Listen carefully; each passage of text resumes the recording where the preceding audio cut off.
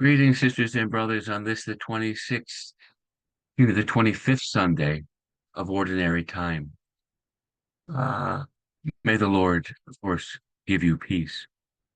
I've taken some time away from my responsibilities with the friars and with the seculars to concentrate on some health issues, the concerns that have just taken me out of the swing of things and to take a better look as to what I've been doing since I haven't been attentive to my health.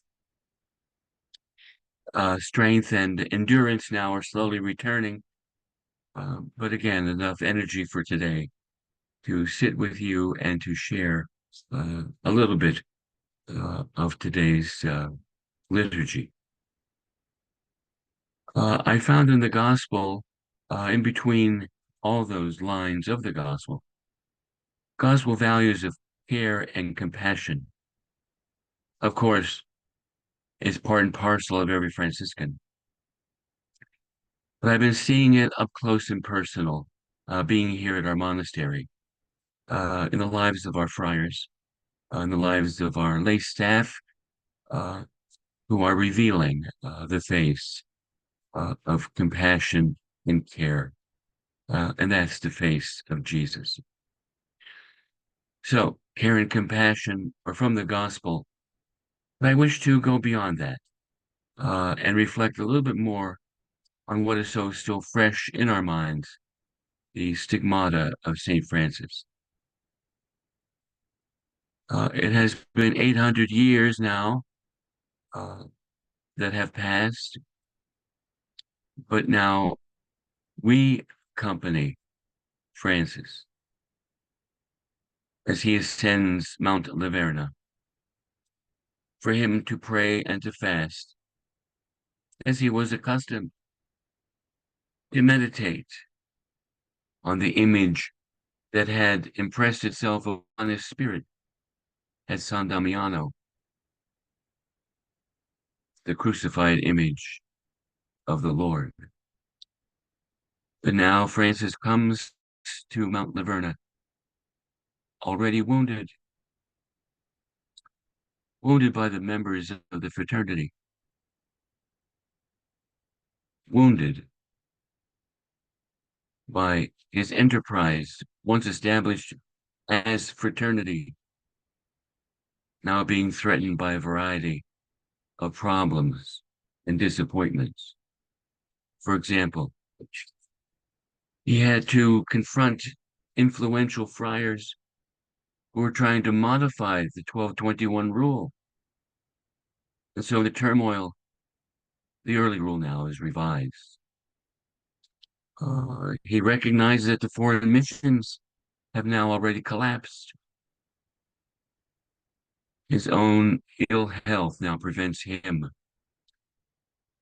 from visiting and preaching peace, preventing him especially to be absent from his friend, the Sultan of Egypt. Although, sisters and brothers, this encounter would remain a lasting significance for us. Also, too, the numbers of the friars are increasing. Those entering do not know Francis, and Francis does not know them. Of course, now the church is asking Francis to bring the thousands of followers of his into an order from the very beginnings of a few in fraternity.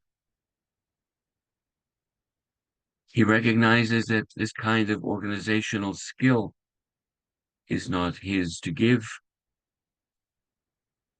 And so we recognize that the administration of the friars has been turned over to others.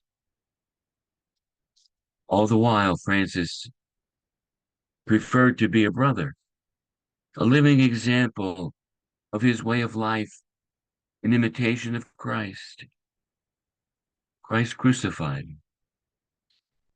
And so the founder of the Franciscan movement as we know it, the founder of fraternity, now becomes an observer. So, on the mountain of Laverna, Francis comes already wounded. You and I know what woundedness is all about. We may have experienced it in so many ways, perhaps in society, where there's so much division and not unity. We might experience woundedness in our families, in our communities, perhaps even in our fraternities. And so, are we willing to feel what Jesus felt? Are we willing to feel what Francis felt in the passion of Christ? Are we ready to feel what our sisters and brothers are experiencing? Care and compassion, sisters and brothers.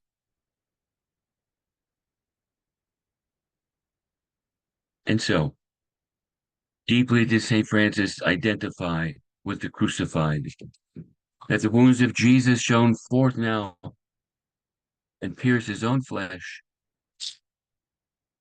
that which he had before his eyes his whole life long, and had experienced deep within himself, now is made manifest externally.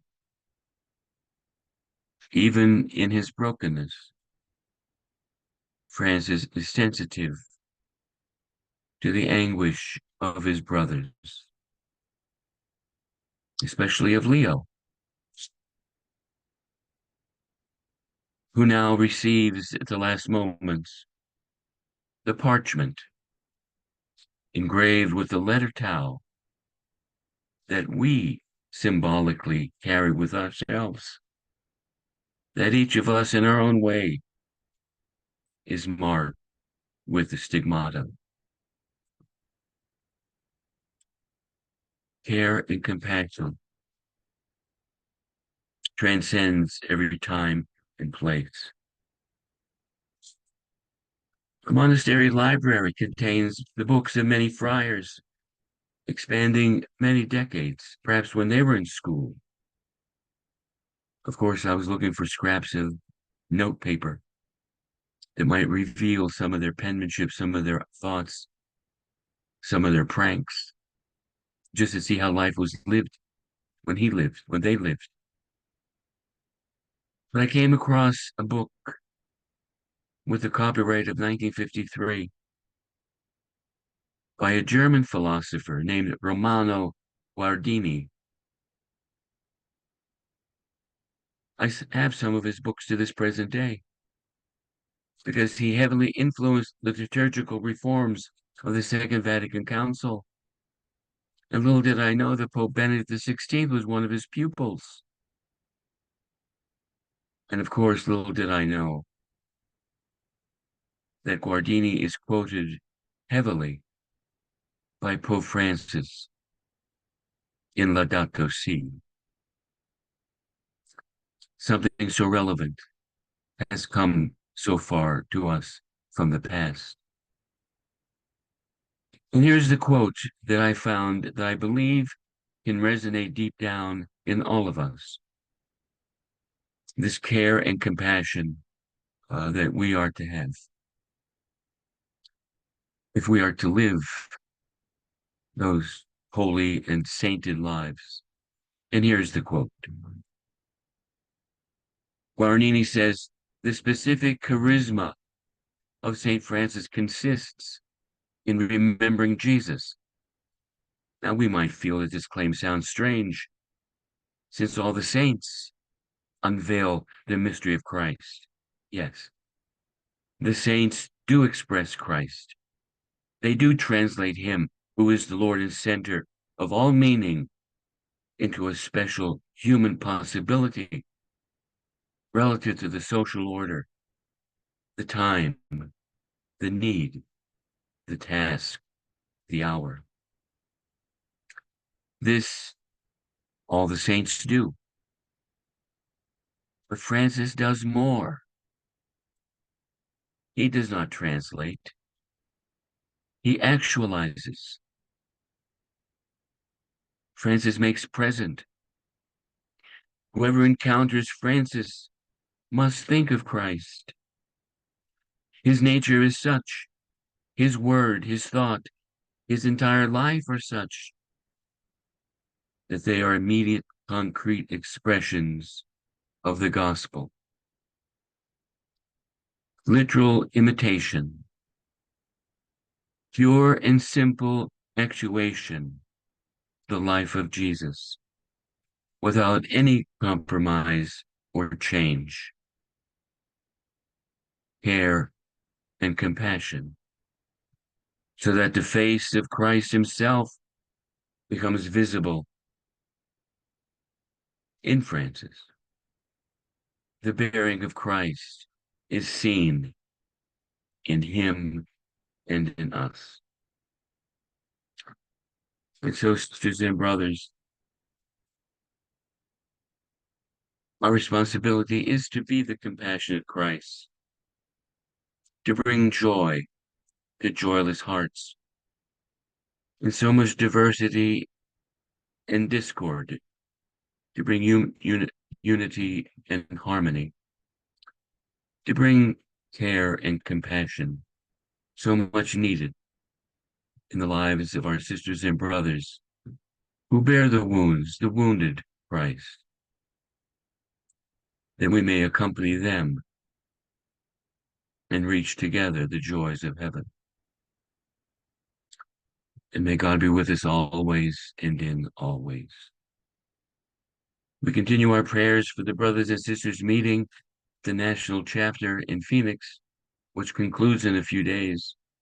The work that they have put together, the work that they have shared and spoken to, the work that makes us the brothers and sisters of this particular age, of this particular time, to be relevant in our care and compassion. May the Lord bless you and keep you. May he turn his face to you and have mercy upon you. May he turn his countenance to you and give you his peace. And may the Lord bless you, the Father, and the Son, and the Holy Spirit.